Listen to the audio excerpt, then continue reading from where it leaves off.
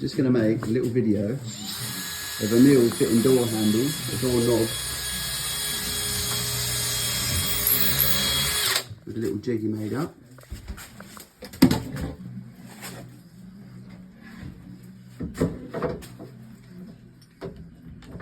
Actually, we don't want to show the bit where it's.